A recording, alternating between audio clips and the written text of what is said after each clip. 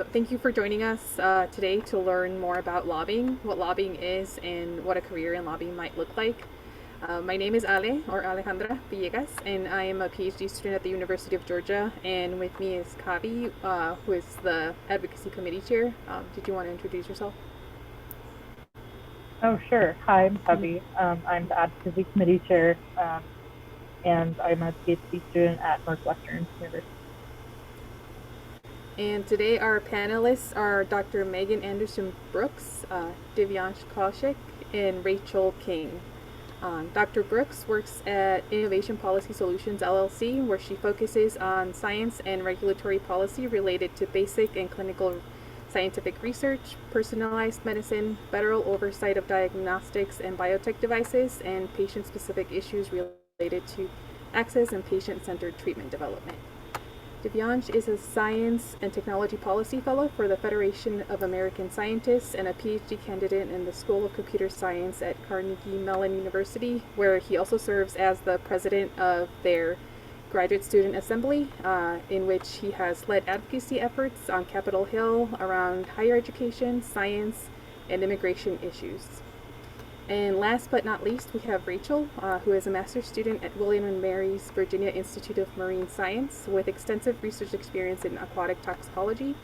Using her knowledge of aquatic and marine policy, she works for Virginia Institute of Marine Sciences Research and Advisory Services, advising both private landowners and public corporations. Additionally, Rachel uses her natural resource management expertise to work as a student intern for the U.S. Forest Service. So thank you all for making the time to be here with us today. And would you all like to share a little bit about your journey to your current lobbying role? And think we've all either gone through grad school or are in grad school currently. And so when did you start considering lobbying as a viable career option?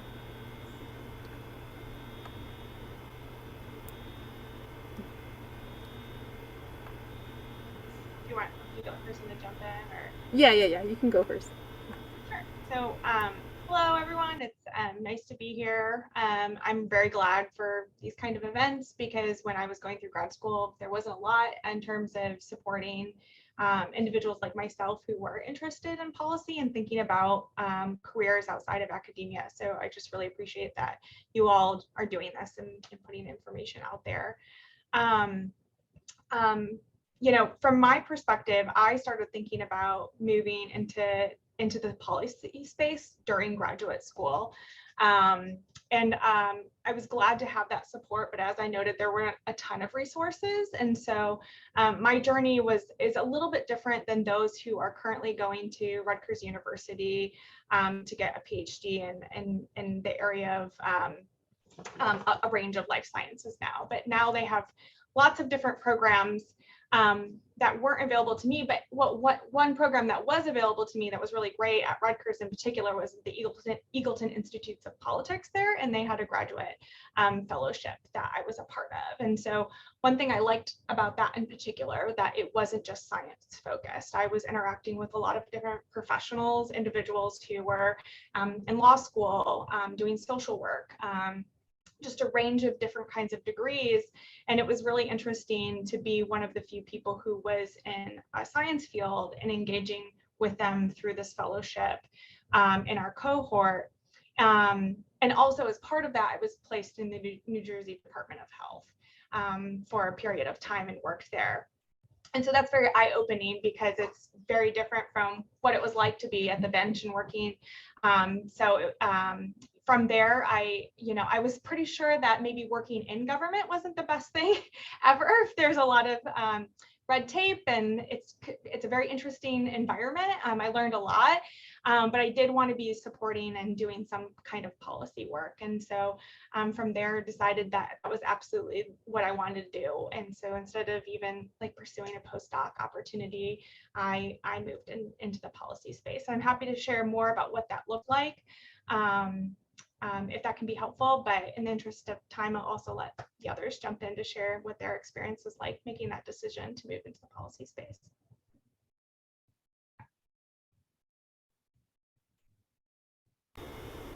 Okay, I guess Hey, yeah, I guess my journey has been slightly different. Not that different though. I got my start at CMU essentially. Uh, we do a lot of lobbying. It's very well established in the student government structure. The graduate student assembly here is extremely well regarded on the Hill. Has amazing relationships with a lot of members. So just like taking advantage of that, in my first year, we had I'm not sure how many people on this call will remember, but 2017 was a year when when grad students were facing a lot of issues from Capitol Hill. The Tax Cuts and Jobs Act, the HR1 of the Republican trifecta was going to tax graduate student tuition waivers.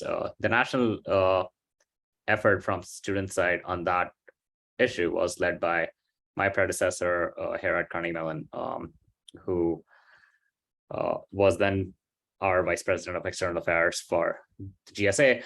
Now, because primarily at the time, the universities were very much focused on their endowments, because like their endowments were also going to get taxed. So they were focused on that issue. We were focused on our taxation issue. At the same time, the same year, we had the issue around like Trump administration rolling back DACA protections. We had the travel ban. Next year, we had even more stuff going on. We had the Title IX rules come out in 2019. So like it was basically a barrage of things that were coming down the pipe on higher ed, science, immigration issues. 2020 was particularly really hard when there were, I guess, like at least 4 or 5. There was Trump administration's ban on H-1Bs, suspending green cards, their talk of ending OPT, them trying to deport all international students, them limiting visa duration for international students to 2 years instead of duration of status. So basically, at that time, it was more of a full-time job for me. We were filing amicus briefs in courts. We were suing the government where we could. We were engaging in lobbying activities, trying to get Republican support on these issues, getting Republican members to start letters, write to the administration or propose amendments to the NDAA or other pieces of legislation to roll back some of the administrative actions. And since then, I've been working with the Biden administration. Well, at first, I was working with the Biden-Harris transition on science and immigration issues. Well, since then, have been working with the administration and with Congress on a bunch of things. In fact, like one of the recent things that we've been working on is the STEM immigration provisions and America Competes Act, which don't look like they'll pass. Don't quote me on that. If Senator Grassley comes along, they will.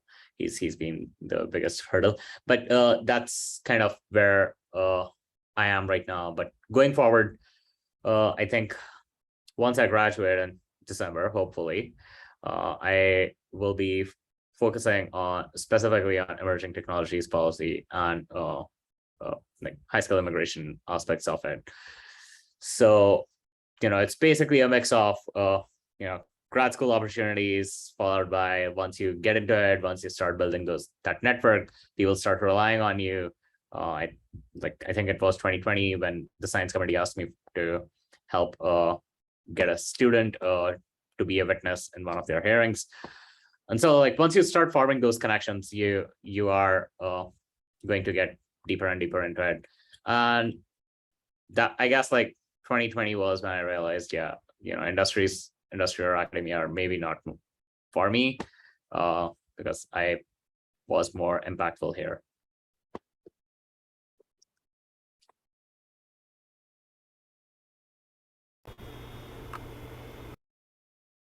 All right, it sounds like I might have a bit of a different background from the other two panelists. I actually got interested in science policy and lobbying way back in high school.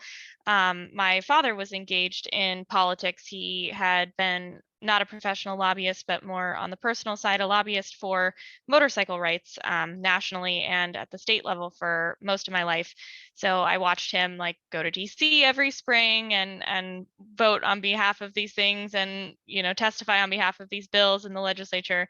So I was really interested in that and had an opportunity to present legislation on gray water recycling when I was in high school. I grew up in Seattle, so water is obviously a big deal up in the Pacific Northwest, and was super excited to be working with the legislature and went into college, got a minor in political science. I majored in environmental science and got a whole bunch of opportunities to get more involved in that science policy space. I thank my advisor every day from my undergrad. She was incredible. She brought me into her lab and saw that I had political background, and she said, okay, well, we have all of this data and I'd like to actually do something with it and make a change with it. So my honors thesis, I got to work on a project where I took a whole bunch of stuff that they had done in the field in the lab, which is not what I wanted to do and never has been, and get to say, okay, well, what are the policies around this in the state of Arizona, since I did my undergrad at Arizona State, and then what does this look like across the US? And I even got a grant from Fulbright Canada to look at it across Canada, and did this huge big comparison that's published out there. You can go look at it on fish consumption advisory programs in the US and Canada. So it was an awesome project, really solidified that this is the space I wanted to go into. And that's actually why I chose the master's program that I did. Is I'm in a professional master's program where I'm not doing a traditional research project. So for my master's research, I look at chicken pollution with poultry farming in Virginia and how we can change current policies to better protect aquatic resources from that pollution. So most of my lobbying experience has been on related to my research or on the more personal side of things. I've not worked for a company that does lobbying per se. I do work for the federal government for the Forest Service right now. And Dr. Brooks, I would agree with you that there's a lot more red tape than I expected in that position. It's been interesting with all of the political decisions being made lately that I am like not allowed to go fundraise for people or protest or all of these things. So it's interesting the restrictions you get working for the government with what you can do and say about the government in the United States. But yeah, most of my experience has been more personal, just testifying on behalf of bills that I've introduced related to my research. Wow, thank you so much. I love the variation in all of your journeys to lobbying, to the lobbying world, and I also especially love how the GSA actually played like a huge part in you turning into this space, which I hope that ours can do for our students at some point. And then Dr. Brooks, you said you wanted to describe what what lobbying is for you, what lobbying looks like for you in your daily life. And so that's actually the next question. So if you wanted to start off. Sure. So yeah, I mean, so immediately I jumped over into a place where I was either supporting lobbying efforts or lobbying, and actually I'm a registered lobbyist myself now. And so after making that decision that I really enjoyed engaging full-time in policy work, I decided to move to Washington, DC. My husband actually worked on Capitol Hill. We draw straws. I'll let you decide who drew the short one and ended up on Capitol Hill. But I ended up going to the Society for Neuroscience, where I worked on appropriations for them. And that was a lot of fun. We did do a lot of lobbying work just on supporting National Institute of Health and National Science Foundation funding.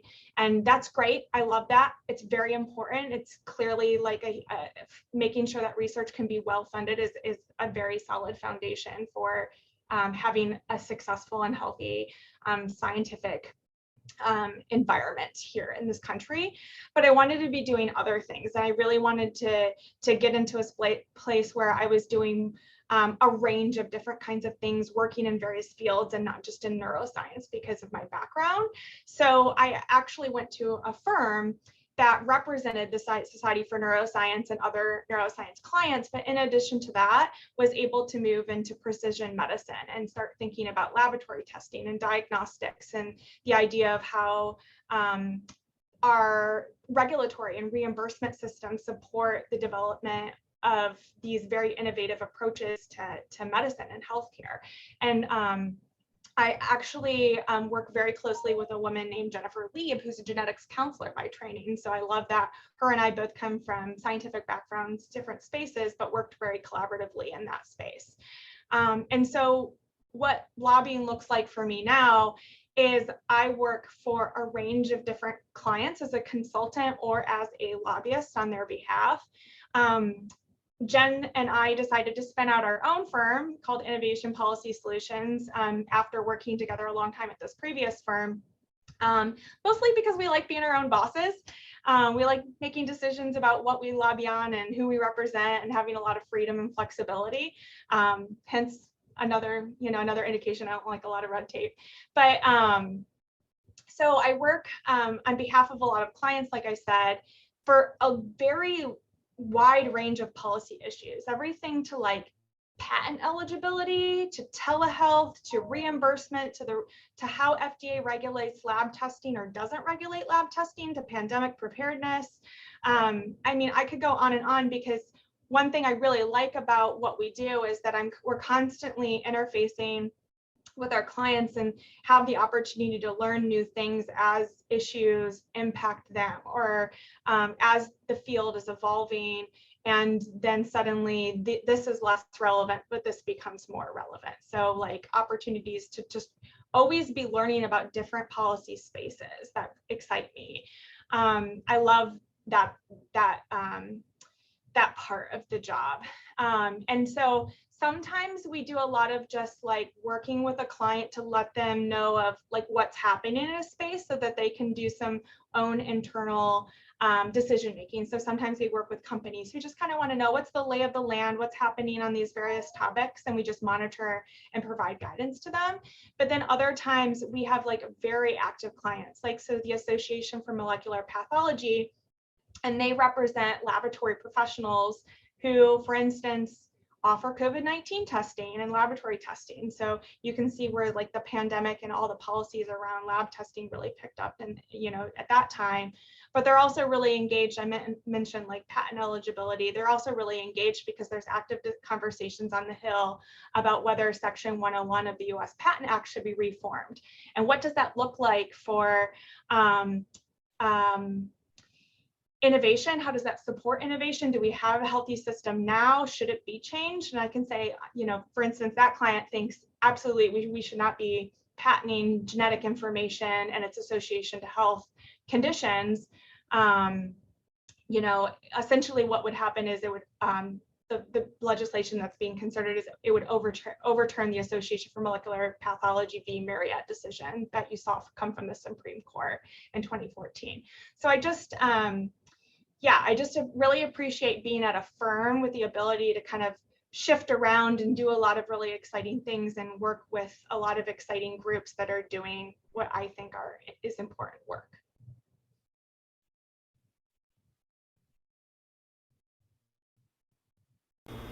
Rachel, did you want to go next? Sure, I can hop in on that. In terms of what lobbying means to me, I feel like Dr. Brooks put it way more eloquently than I'll be able to, but it's such a wonderful opportunity to engage with policy in a way that not a lot of people think about day to day. And it really can be a day-to-day activity depending on where you live. So if you live in DC, the legislature's in session all the time. It's not just a strict, 45 to 90-day session like a lot of the states.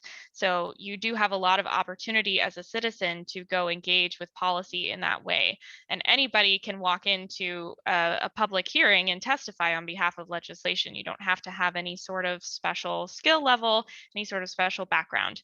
And I think that's something that a lot of citizens don't realize is an option, a way to engage. And it can be incredibly powerful, especially if it's a bill that not a lot of people care about. If you come in and testify on behalf of a bill that, like, raises the gas tax by 1 cent, the likelihood that there's going to be 500 other people waiting to testify for that bill is probably relatively low. So your voice can be really powerful depending on what you're looking to speak on behalf of. So for me, I think the opportunity to work in lobbying is just another way to engage with those decisions that sometimes we don't feel like we have the ability to engage with. And especially when I was in high school, it felt like a really powerful way for me to engage before I had the ability to vote, since I wasn't 18 when I started working on policy issues. So I think it's a powerful tool that we don't always think about. Yeah, for me, it depends what's going on, really. Right now, it's a whole lot. Well, actually, no, I think more or less it's been the same over the last couple of years now. It's a lot of meetings, a lot of calls every day.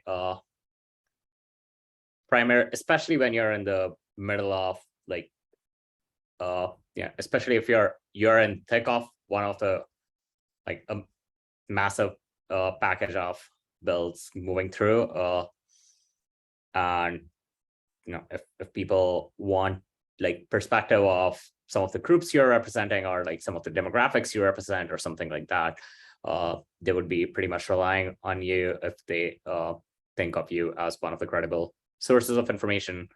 So there's a lot of that going on. Then there's while there's not really a concept of clients here, but you have to form those coalitions. So you have to bring together organizations from around different spectrums, and you would be surprised to learn how little these organizations coordinate. Sometimes they don't even coordinate amongst themselves.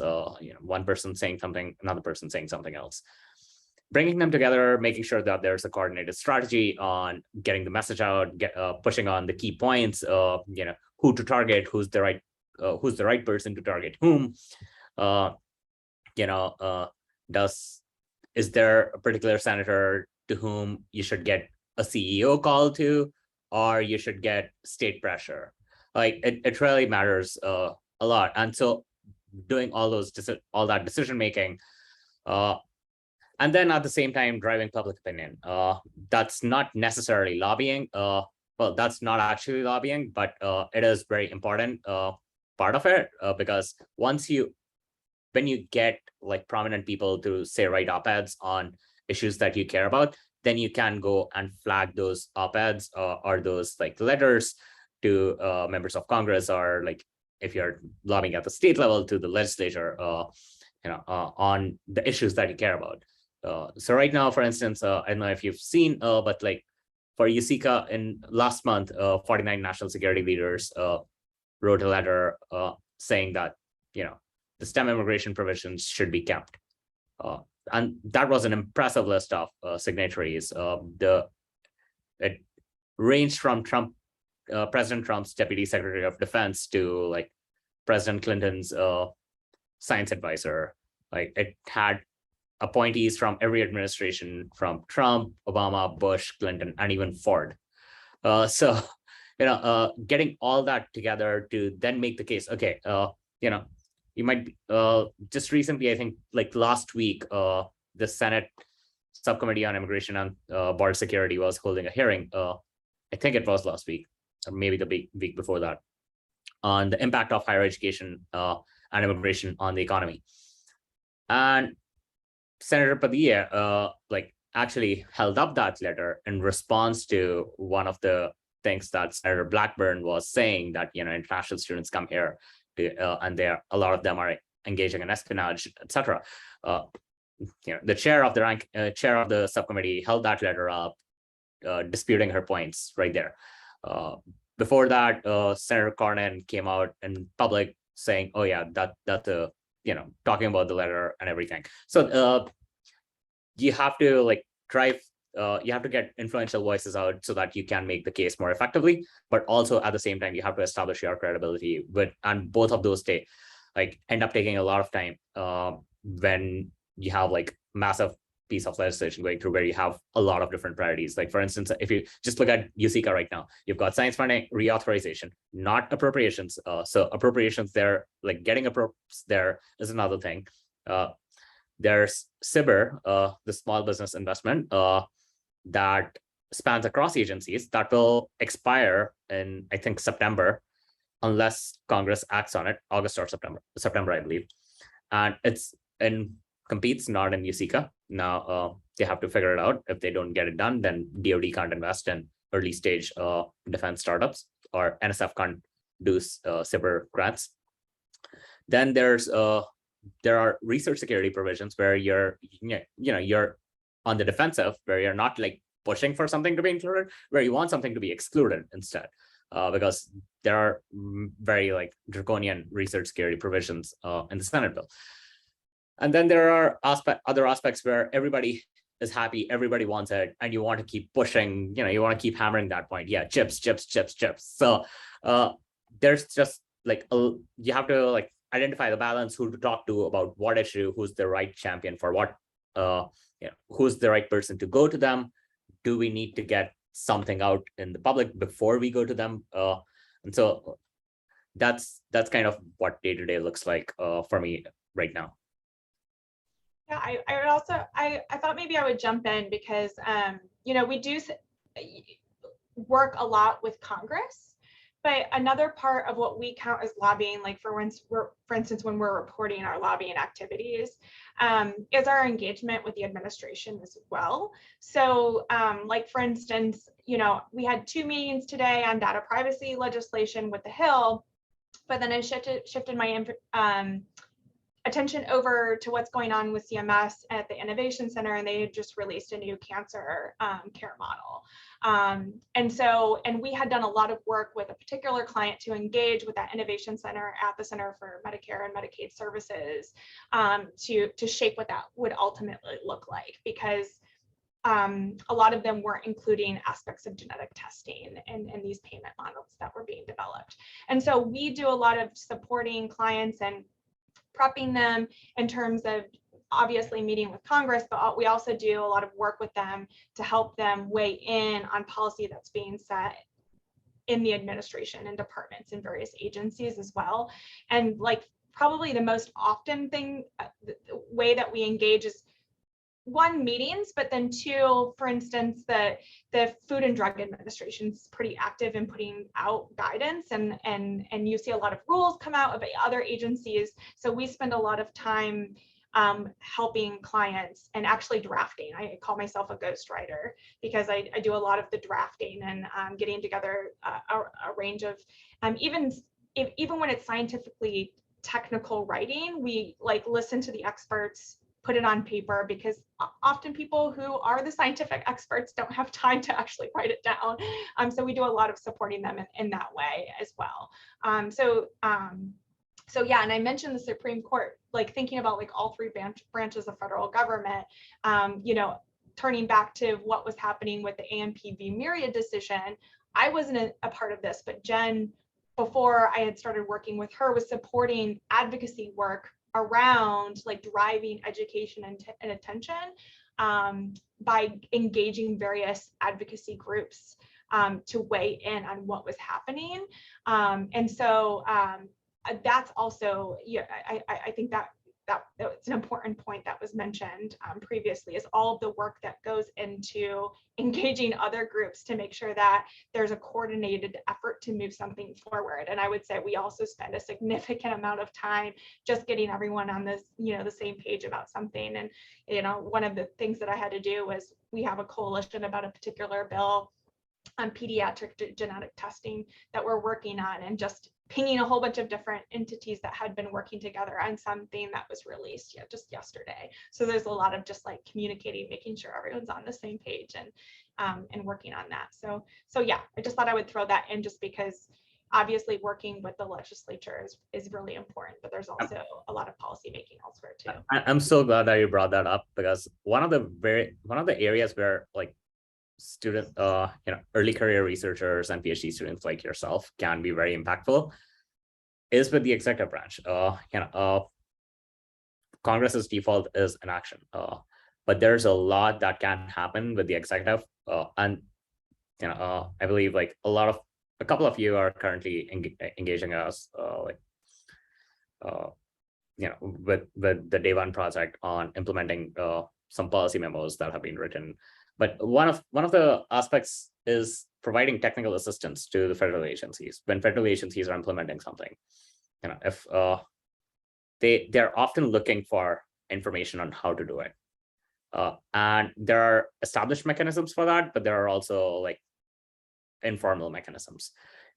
Established mechanisms, sure, they might put out an RFI on the Federal Register, but more often than not, they would likely not be putting out an RFI. They would be talking to stakeholders behind the scenes, formulating their strategy on how the implementation would go. And that is where I think with your subject matter expertise can come into picture very much. Right now, one of the things that you'll probably hear a lot more about in the next couple of months would be NSTD 189. It's a Reagan era directive that ensures that fundamental research stays open. It's not put in the same category as export control research. So even if because export control list is on broad topic areas, so all of artificial intelligence, all of quantum computing would be in that. But international students can still work on basic research there. So it's not classified as top secret.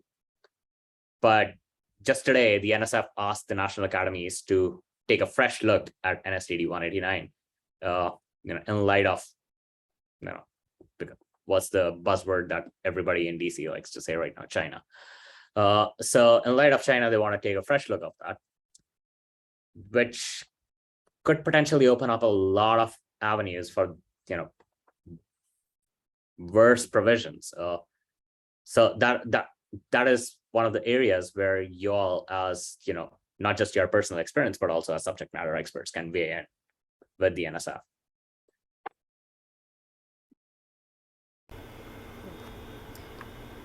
Thank you. Yeah, thank you for, I guess, the examples of ways that we can actually get involved, start getting involved right now. And you guys mentioned you work with different groups, and obviously your day-to-day looks very different. And so can you guys talk about just something in lobbying that you have found rewarding? And I think you guys have touched on some of the stuff that might be a little frustrating. So.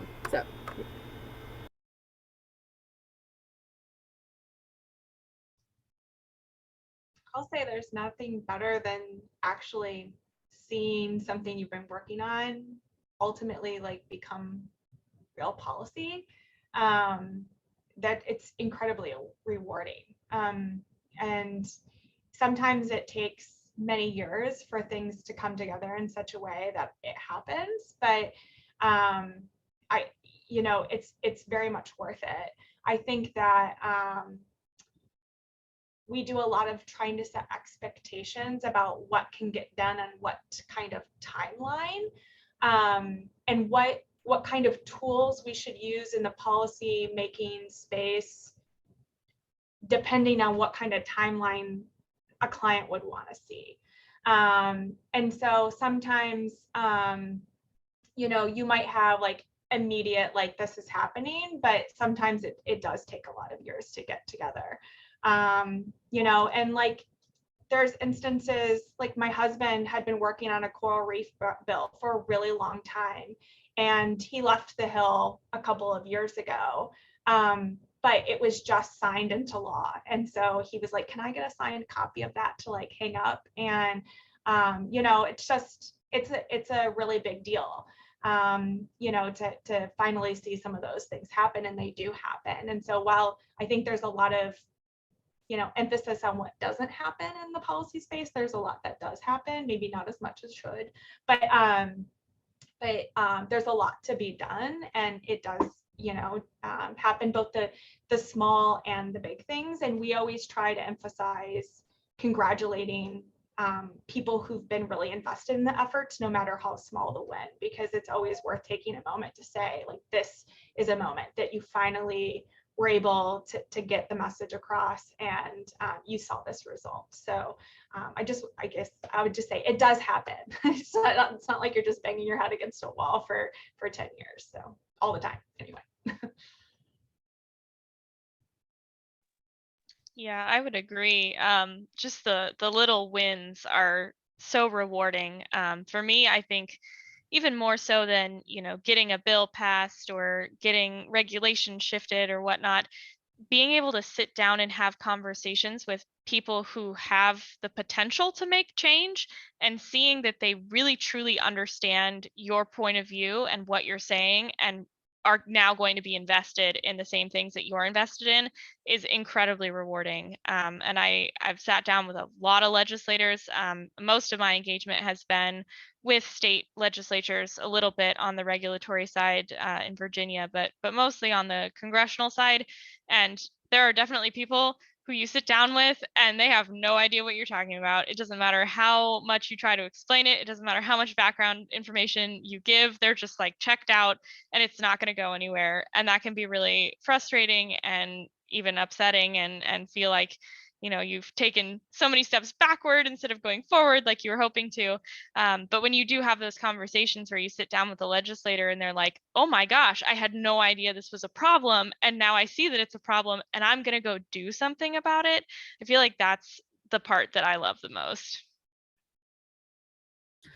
Yeah, I don't think there's much I could add there, except like there are, it's not just, I think, well, first, I cannot emphasize enough the point of like focusing on those small wins, like take the win, celebrate it, go enjoy, before you wake up and fight for more, because you need that to keep going. Otherwise, it's just like, I have one of these friends, like he's been lobbying for like on immigration issues for like 30 years now.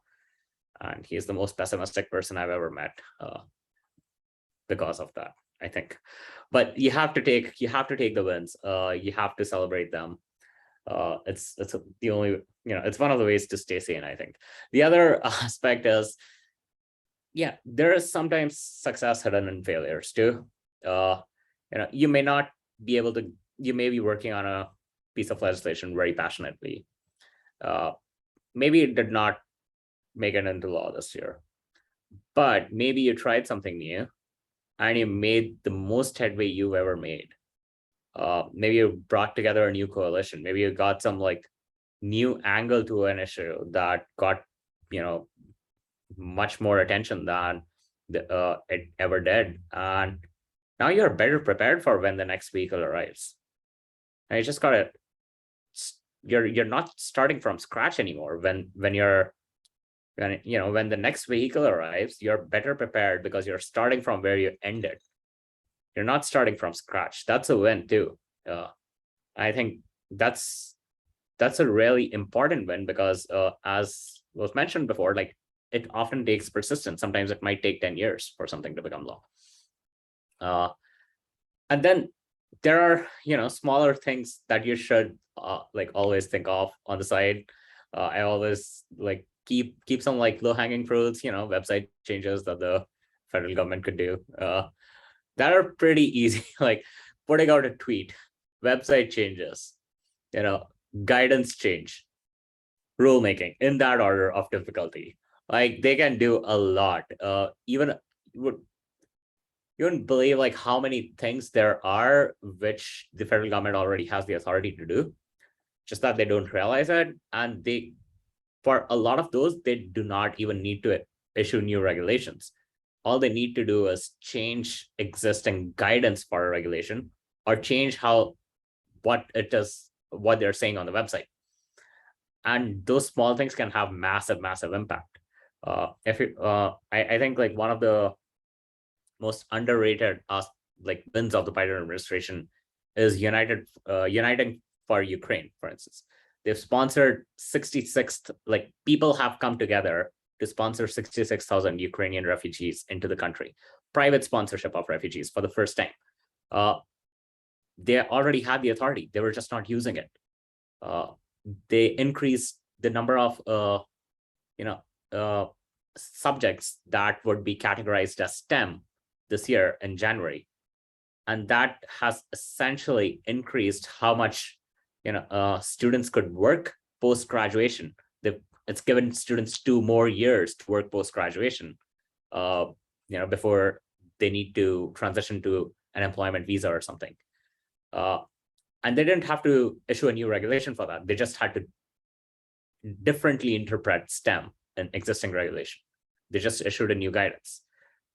Last year, they did something very interesting where they issued a policy directive to consulates across the world saying that when you evaluate someone's non-immigrant intent, when they're applying for a student visa, for instance, you should not evaluate their non-immigrant intent in the future. You should be evaluating their non-immigrant intent at the time of application. Are they applying to come study, or are they applying for a student visa and they would come here, start working instead, not going to university? And that's a massive, massive change too. The implications of it, are hard to overstate. So I think taking those wins is extremely critical. I'll add to that is that you also might want to consider what happens if you don't engage.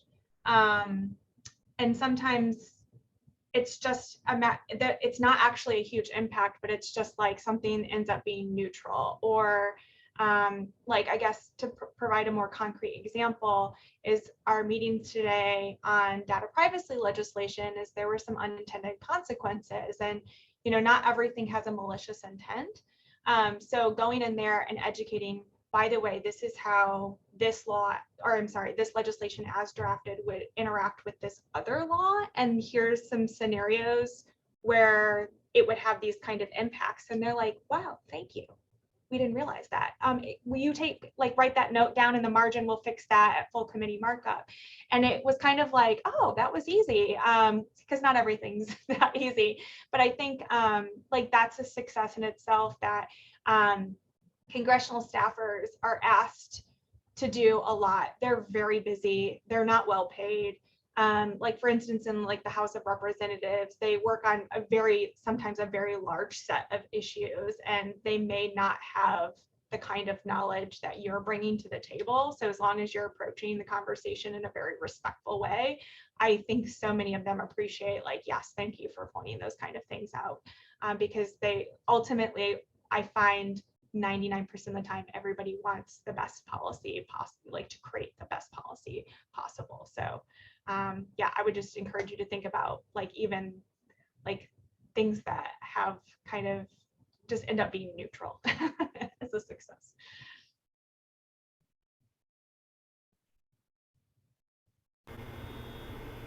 All right. So we are at 7:46 my time here. So I want to give a chance to the people, the audience, to ask questions if they have any questions.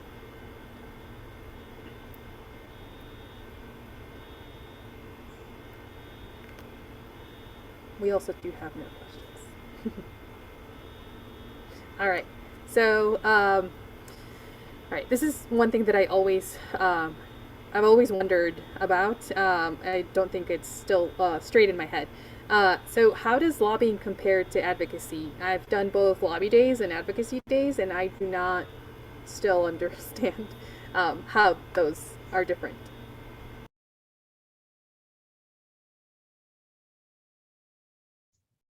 Someone else want to jump in? I feel like I keep going first. I don't know. There's a gray area. Lobbying is legally defined, right? So if you hit a certain threshold, suddenly you need to be a registered lobbyist, and you're a lobbyist, and you're lobbying. So that, that's one way to think about it. But I also think about it depends on what you mean by advocacy. And so going back to the idea is that everything that you're working on, you have to think about the tools and the strategy and how you're going to engage in the issue and how you're going to try and change the outcome or create a solution for something where there's just currently a challenge. And so I see sometimes we use the word advocacy when we're really talking about like grassroots efforts.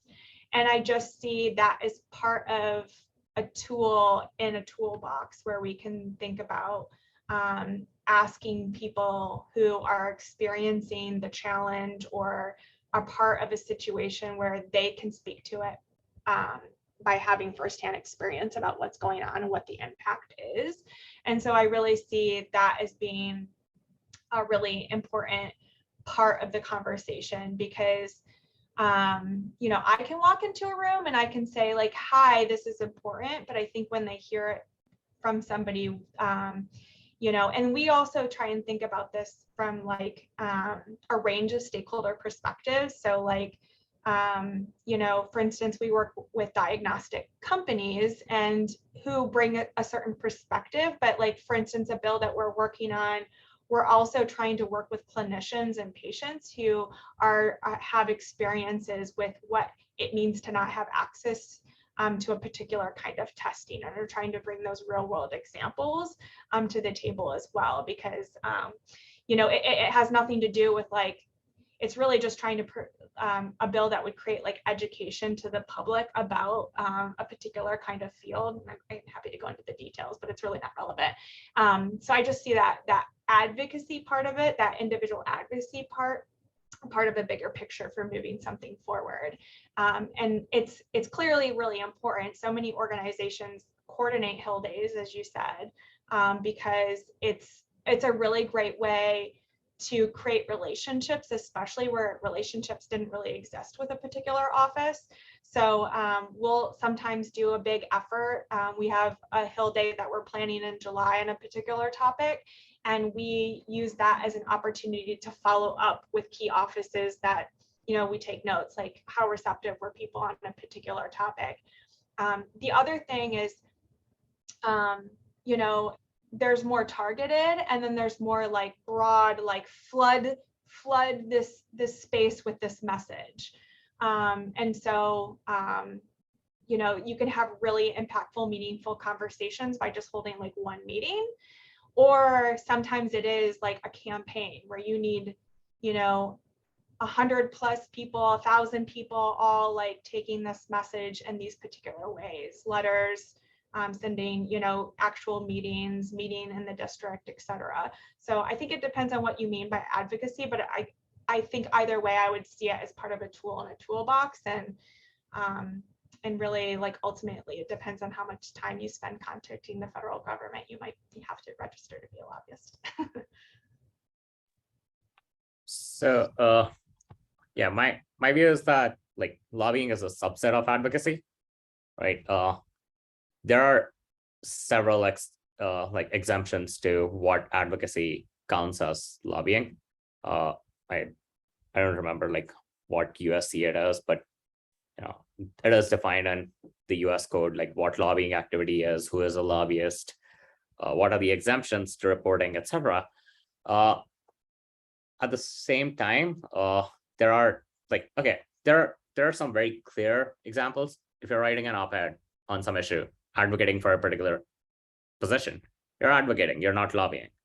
Lobbying requires a contact with either a member of either an elected official or like a member of the executive branch, and like now you're pushing for an issue, you're trying to influence them, and so I think like if you are taking a meeting with someone, yes, you are lobbying, but are you devoting significant chunk of your time to lobbying? That's another consideration that goes in, especially if you are a nonprofit, which most universities are.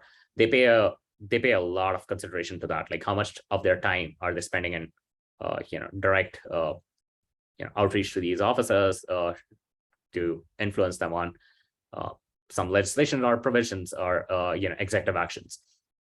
If they approach you, that is not considered lobbying. So that is considered, I don't know what the exact term is, but that's form of technical assistance, basically, if they are approaching you for your views on something. So it's yeah, you should not really worry much about like one versus the other, because as long as you're not lobbying on behalf of a foreign government, because then the ramifications are much more different. But yeah, and there's a question in the chat about like career aspect of lobbying as a foreign national. I don't want to pretend to be an expert on that. I absolutely am not sure. But like, you can still take meetings with anyone. I don't know, like, if you can get paid for them. You can reach out to anyone. You're still their constituent. They will take meetings from you, especially if you have something valuable to offer.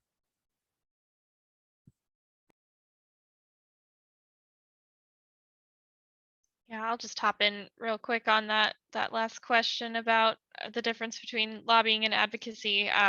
Maybe just to summarize, I think it's kind of like overlapping tools in a toolbox, where the lines do get a little bit blurry, and I think advocacy is a loose term these days. I've been surprised how much people have like warned me against becoming an advocate, and making sure that all of my science remains like incredibly technical, and that I'm not like repeatedly going back and like supporting certain viewpoints and whatnot, which is confusing to me, because if my science supports a particular viewpoint, I'm going to go support that viewpoint with my science over and over again. Like there's nothing that's going to stop me from doing that. So if I get labeled as an advocate, then I guess I get labeled as an advocate. So I think it's become blurrier recently, but I generally think of them as kind of overlapping tools in the toolbox. All right, so I think we have time for one last question. So, Kavi, did you feel strongly about any particular question? Or, sorry, Shannon has her hand up. Yeah, I do have a question, if we have the time. And thanks you all so much for sharing your stories. It's been really interesting to hear. But I, based on your backgrounds, can tell that you all have various degrees of training as scientists. And I was just curious if you could talk a little bit more about the degree to which you use that research background in your current roles, and if you feel like it was important that you did have that training to be able to do what you do now, or maybe looking back, if you maybe would have skipped the PhD, or I'm just curious to hear your thoughts on that.